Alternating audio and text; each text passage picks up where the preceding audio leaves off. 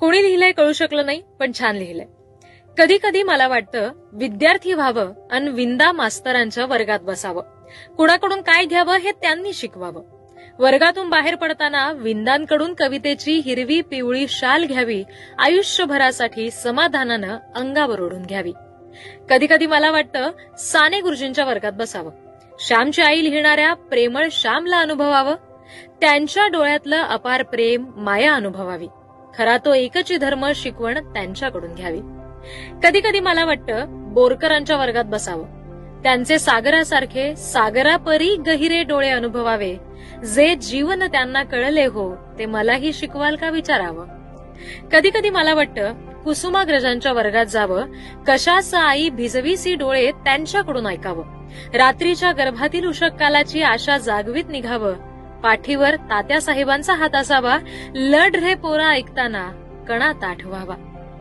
कधी कधी मला वाटतं शांताबाईंकडे जावं. ऋतू हिरवा ऋतू बरवा कुठे भेटला जाणून घ्यावं.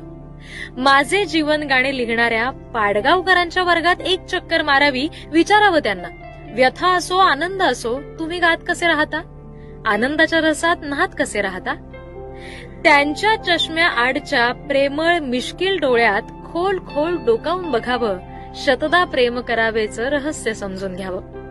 कधी कधी मला वाटतं ग्वाल्हेरला तांब्यांकडे जावं. कळा ज्या लागल्या जीवा त्या जीवाला भेटावं. दिवसभर त्यांच्याजवळ राहावं. पहाटे त्यांच्याकडून घनतमी राज्य करणाऱ्या शुक्राला बघावं. ते दूध तुझ्या त्या घटातलेचा गोडवा त्यांच्याकडून अनुभवावा. सायंकाळी त्यांच्यासोबत मावळत्या दिनकराला प्रणाम करावा. तिन्ही सांजा सखे मिळाल्या ऐकताना पुन्हा भेटण्याचं देई वचन मला म्हणावं.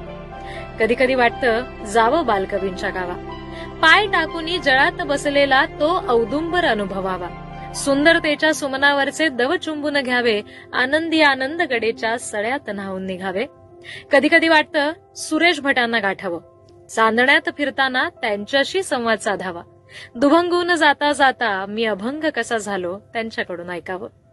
कधी कधी मला असं खूप काही वाटतं कवी आणि कविता यांचं प्रेम हृदयात दाटतं. कवी असतात परमेश्वराचेच दूत, घेऊन येतात प्रतिभेचं लेणं. तुमच्या माझ्यासाठी ते असतं नक्षत्रांचं देणं.